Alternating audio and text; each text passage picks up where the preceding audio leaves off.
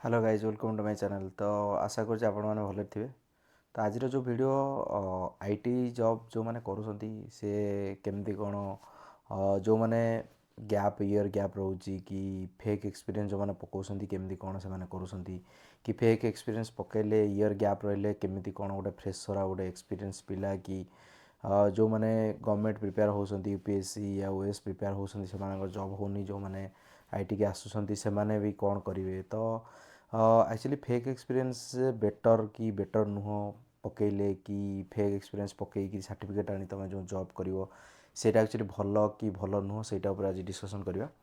तो मुझे आशा करुँच आप भले थे। तो जदि ये वीडियोटा आपको भल लगे प्लीज़ लाइक शेयर सब्सक्राइब करें मो चैनल को।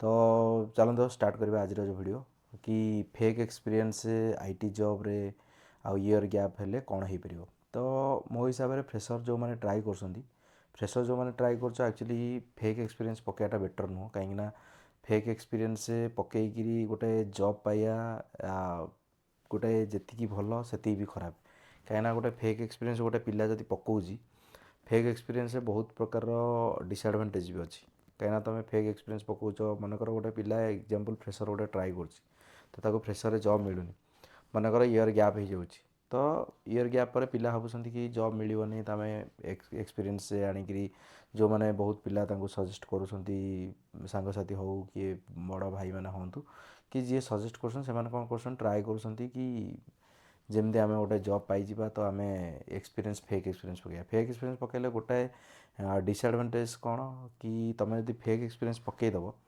फेक एक्सपीरियंस पकड़ा पर तुम गोटे सर्टिफिकेट नहीं आस सर्टिफिकेट नहीं तुम शो कर कि तुमको मनकर तुम 2 वर्ष 3 वर्ष एक्सपीरियंस पकड़ एग्जांपल एक्सपीरियंस पकड़े तुमको सी हिसाब से क्वेश्चन भी पचारे कि फ्रेशर है कौन तुम क्वेश्चन लेवल टे कम रही सी आज मैटर कर कि फ्रेशर तुम एक्सपीरियंस हिसाब से फ्रेशर हिसाब से तुमको पचारे तुम जब एक्सपीरियंस पकईदेव गोटे जिनस हम कौन तुमको हाँ जॉब मिल जाए एक्सपीरियंस 2-3 ईयर 5 ईयर पकड़ा पर जॉब मिल जाए कि जिनस कौन से सर्वाइव करा डिफिकल्ट हो। तो सर्वाइव करा तुम गोटे स्क्राच रू शिखा गोटे सर्वाइव 3-4 ईयर फेक पकईकि गोटे जॉब पाइबा ता भर भी डिफरेन्स अच्छे कहीं तुम फ्रेशर गोटे जॉब जी पाँच फ्रेशर तुम गले आराम से स्क्राच तुम जिन शिखी गल 3-4 वर्ष है तुम आराम से गोटे स्टेबल कंडीशन पलि आस काम फाम शिखीज तुम किसी प्रोब्लेम होना।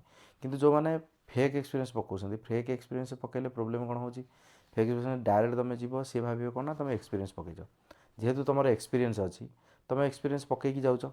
तो गोटे कंपनी वाला से भाव कौन ना गोटे एक्सपीरियंस गोटे पिला आसी डायरेक्ट तुमको केटी देंगे कम स्टार्ट करेंगे किंतु फ्रेशर तुम गले कौन गोटे नॉर्मल स्टार्टिंग से तुमको गोटे हाथ धरी शिखला भाया गोटे तुम जिन शिखे आजिकल तो आईटी ना से तो आगुरी थिला कि हाँ भल मैनेजर भल डायरेक्टर कि लीड भल किए पढ़ले तो आगुरी टाइम थिला हाँ शिखौले ठीक अच्छे किंतु एबे आजिकलिका जो जिनस है आजिकलिका आउ एमती हाथ धरिकी शिखला भाया जिनस ना डायरेक्ट भाई आस केटी नियो काम कर। तो जिनस है जो मैंने मनकर गवर्नमेंट जॉब ट्राए कर यूपीएससी हो कि जी गेट प्रिपेयर होती किए ओएस एसओ प्रिपेयर होती तो बहुत पिला अच्छा गवर्नमेंट ट्राए कर 3-4 ईयर ट्राए कलापर जो मन होनी से भी आसुँच गोटे आईटी आम पशिजा आईटी भी जॉब मिल जाए 3 मंथ 6 मंथ ट्राए कले तो सेमाने भी कौन कर आसिकी फेक एक्सपीरियंस बहुत पिला अच्छा फेक एक्सपीरियंस पकई भी ट्राए कर जिनस कौन हो मनकर गोटे जिनस हूँ ए गोटे है जो पिला अच्छा प्रोब्लेम कहीं बहुत कंपटीशन मार्केट तो चलती आईटी बहुत पिला आसती जॉब करने तो किसी पिला भावुं कि हाँ जॉब मिलूनी गैप हो जाऊँगी फेक एक्सपीरियंस पकईकि जॉब पाई तो जॉब पाइला 6 मास पर तुम बाहर जीव कि जॉब पाइला 3 मास पर तुम बाहर जीव तो जॉब करी किसी फायदा ना सी गोटे साइड इफेक्ट। द्वितीय है तुम जॉब कर ठीक अच्छे किंतु जॉब रे तुम साटिस्फाए नथिबो तुम जो चाहूथो जो काम मिलिया कथा से काम मिल नथो तुम फेक एक्सपीरियंस पकई दो कि तुम फेक एक्सपीरियंस काम शो अप कर पार कि भाई मुझे जिनस जानी मुझे कम करी से जिनसा हो पार न तो बहुत प्रकार डिसएडवांटेज अच्छी। तो मो हिसाब से बेटर हम कि फेक एक्सपीरियंस न पकईकि जो मैंने भी ट्राए कर फ्रेशर हो एक्सपीरियंस हो ट्राए कर जी भी एक्सपीरियंस से हिसाब से तुम ट्राए कर कहीं बहुत आजिकल इंटरव्यू लेवल बहुत है मुझे डिमोटिवेट करूनी वीडियो तो आपण मैंने जो मैंने वीडियो देखुं किसी नेगेटिव नबार दरकार ना तो मुझे पूर्व बहुत एआई रिलेटेड वीडियो बनई मुझे क्या डिमोटिवेट कर वीडियो बनाऊनी तो आपण मानू जदि भी लगुच कि डिमोटिवेट करुँची किसी भी आप नेगेटिव माइंड रे सेटा नियंतुनी कहीं मुझे वीडियो बनाऊँ आपण मानू किसी इनफॉर्मेटिव देवाई ମୁଁ କିଛି ନେଗେଟିଭିଟି ଆଉ କିଛି ଡିମୋଟିଭେଟେଡ଼ ଭିଡ଼ିଓ ବନେଇବାକୁ ଚାହୁଁନି ନା ମୁଁ କେଉଁ ପିଲା ବି ଯେଉଁ ମାନେ ଟ୍ରାଏ କରୁଛ ମୁଁ ତାକୁ ଡିମୋଟିଭେଟ୍ କରୁନି, ଏଇଟା ବି ମୁଁ ଆପଣଙ୍କୁ କହିଦେଉଛି ଏ ଭିଡ଼ିଓରେ।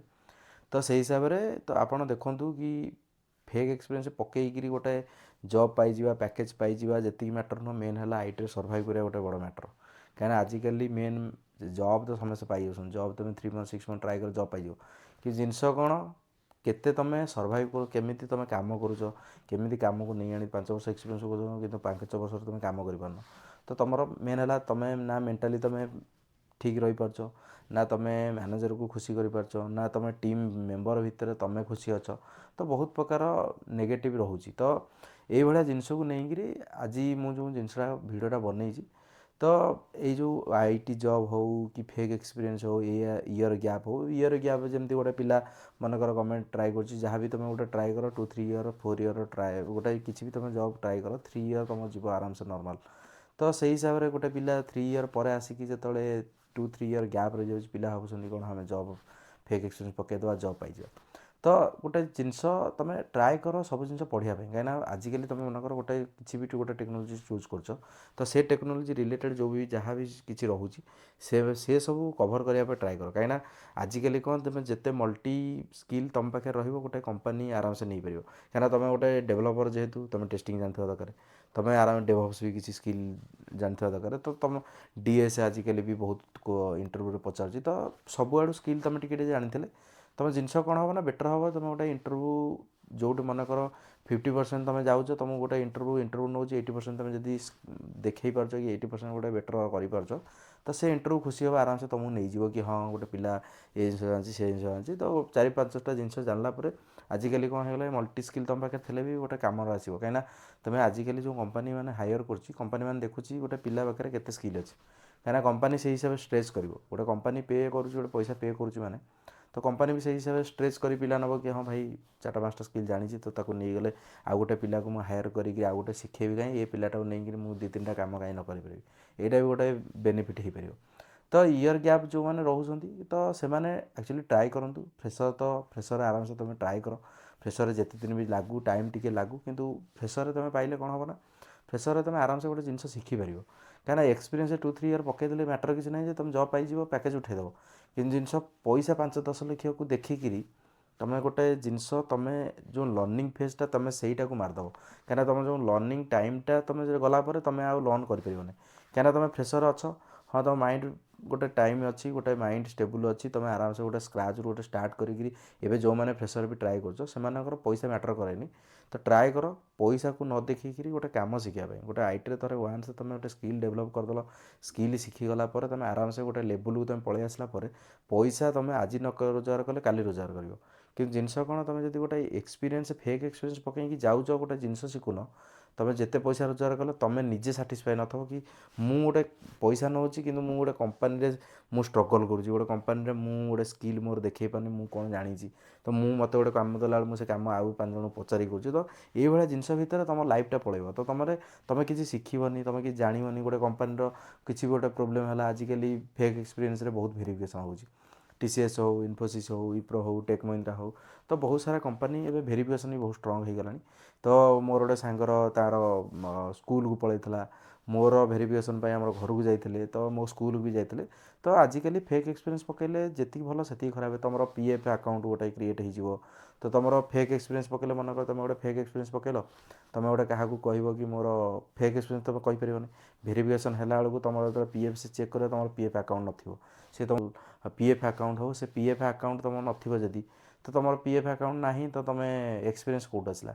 ତୁମ PF ନମ୍ବର ସେ ମାଗିବ, UN ନମ୍ବର ମାଗିବ। ଆଜିକାଲି UN ନମ୍ବର PF ନମ୍ବର ମାରିଦେଲା ପରେ UN ନମ୍ବରରେ ସବୁ ଦେଖାଇ ଦେଉଛି, କେତେଟା ମେମ୍ବର ID କ୍ରିଏଟ୍ ହେଇଛି, କ'ଣ କରିଛି ସବୁ ଦେଖାଇ ଦେଉଛି। ତ ଏଇଭଳିଆ ଜିନିଷ ତୁମର ପ୍ରୋବ୍ଲେମ୍ ଫେସ୍ କରିବ। କାହିଁକିନା କିଛି ଜିନିଷ ଅଛି, ତୁମେ ଗୋଟେ କମ୍ପାନୀ ମିସ୍ମ୍ୟାଚ୍ ବି ହେଇପାରେ। ତୁମର PF ଗୋଟେ କମ୍ପାନୀ ଚଢ଼ି ଯାଇଥିବ, କି ଗୋଟେ କମ୍ପାନୀରେ ତୁମେ ଗୋଟେ ଜିନିଷ ଦେଖାଇଥିବ, ଆଉ 2ଟା ଜିନିଷ ସେ ତୁମକୁ ମାଗିଦେବ, ସାଲାରୀ ସ୍ଲିପ୍ ଦିଅ। ତୁମେ ବ୍ୟାଙ୍କ ଷ୍ଟେଟମେଣ୍ଟ ସାଲାରୀ ସ୍ଲିପ୍ ଦେଉଥିବ, ବ୍ୟାଙ୍କ ଷ୍ଟେଟମେଣ୍ଟ ନଥିବ। ତ ବହୁତ ସାରା କମ୍ପାନୀ ବ୍ୟାଙ୍କ ଷ୍ଟେଟମେଣ୍ଟ ବି ମାଗୁଛି। ତ ଏଇଭଳିଆ ଜିନିଷ ତୁମର ପ୍ରୋବ୍ଲେମ୍ ଫେସ୍ କରିବ। କାହିଁକିନା ଗୋଟେ ଫେକ୍ ଏକ୍ସପିରିଏନ୍ସ ପକାଇଲେ ତାକୁ ବି ହ୍ୟାଣ୍ଡେଲ୍ କରିବାକୁ ବହୁତ ପ୍ରେସର୍ ଅଛି। ତ ଗୋଟେ ଗୋଟେ କମ୍ପାନୀ ଭେରିଫିକେସନ୍ ତୁମର ହେଇଯାଉଥିବ, କମ୍ପାନୀ ତୁମ ବ୍ଲାକ୍ ଲିଷ୍ଟ କରିଦେଉଥିବ, ଭଲ ପ୍ୟାକେଜ୍ ତୁମେ ପାଇଥିବ, ଭଲ ଜିନିଷ ତୁମକୁ ପ୍ରୋଫାଇଲ୍ ତୁମର ମ୍ୟାଚ୍ ହେଇଥିବ, କିନ୍ତୁ ତୁମେ ଗୋଟେ ଯେତେବେଳେ ତୁମେ ଯାଇକିରି ତୁମେ ଗୋଟେ ଇଣ୍ଟରଭ୍ୟୁ ବସିକିରି ତୁମେ ଏତେ ତିନିଟା ଚାରିଟା ରାଉଣ୍ଡ କ୍ଲିୟର୍ କଲା ପରେ ତୁମେ ଗୋଟେ ଜବ୍ ପାଇଥିବ, ତୁମେ ଖୁସି ଥିବ, ତୁମର ଏଇ ଛୋଟିଆ ମୋଟିଆ ଜିନିଷ ପାଇଁ ତୁମକୁ ବ୍ୟାଙ୍କ ଷ୍ଟେଟମେଣ୍ଟ ନଥିବ, ତୁମର ବ୍ୟାଙ୍କ ପାସବୁକ୍ରେ ତୁମର ସାଲାରୀ ଚଢ଼ି ନଥିବ, ତ ବହୁତ ପ୍ରକାର ଜିନିଷ ଭିତରେ ସେ ତୁମକୁ ରିଜେକ୍ଟ କରିବ କି ଭାଇ PF ଆକାଉଣ୍ଟ ନାହିଁ, ତୁ ଜବ୍ କେମିତି କରୁଥିଲୁ। ତ ଆଜିକାଲି ଏଇଭଳିଆ ଜିନିଷ ପାଇଁ ତ ତୁମେ କାହିଁ ବେକାର ହଇରାଣ ହେବ। ମୋ ହିସାବରେ ମୁଁ ଯାହା ଭାବୁଛି ବେଟର୍ ହେବ, ତୁମେ ଯେଉଁମାନେ ବି ଟ୍ରାଏ କରୁଛ ଟ୍ରାଏ କର ଫେକ୍ ଏକ୍ସପିରିଏନ୍ସ ନ ପକାଇବା ପାଇଁ, କାହିଁକିନା ଫେକ୍ ଏକ୍ସପିରିଏନ୍ସ ପକାଇଲେ ଏ ଜିନିଷ ସବୁ ପ୍ରୋବ୍ଲେମ୍ ତୁମେ ଯଦି ହ୍ୟାଣ୍ଡେଲ୍ କରିପାରିବ ପକାଇ ପାରିବ, କିଛି ପ୍ରୋବ୍ଲେମ୍ ନାହିଁ। କିନ୍ତୁ ତା ଯେତିକି ଭଲ ସେତିକି ସାଇଡ଼୍ ଇଫେକ୍ଟ ଅଛି, ଡିସଆଡ଼ଭାଣ୍ଟେଜ୍ ଅଛି, କି ଆଡ଼ଭାଣ୍ଟେଜ୍ ଥିଲେ ଡିସଆଡ଼ଭାଣ୍ଟେଜ୍, କାହିଁକିନା ତୁମେ ପଇସା ଏକରେ ପଇସା ରୋଜଗାର କରିଦେବ, ପଇସା ତୁମେ ପାଇଯିବ, ଅଧିକ ପଇସା ପାଇଯିବ, କିନ୍ତୁ ଜିନିଷ କ'ଣ ଏ ଜିନିଷ ଗୁଡ଼ା ତୁମେ ହ୍ୟାଣ୍ଡେଲ୍ କରିପାରିବନି। କାହିଁକିନା ଏ ଜିନିଷ ତୁମେ ମନେକର ଯେଉଁଠୁ ବି ତୁମେ ବି ଆଣିବ ସାର୍ଟିଫିକେଟ୍, ତୁମକୁ ଯିଏ ବି ତୁମକୁ ସଜେସନ୍ କରିଦେଇଥାନ୍ତୁ କି ଯେଉଁଠି ଚିହ୍ନା ଥାଉ କି ଯାହା ଥାଉ, ତ ତୁମକୁ ସବୁ ଜିନିଷ ସିଏ ସେୟାର କରିପାରିବେନି, କାହିଁକି ବ୍ୟାଙ୍କ ଷ୍ଟେଟମେଣ୍ଟ କେହି ଦେବେନି।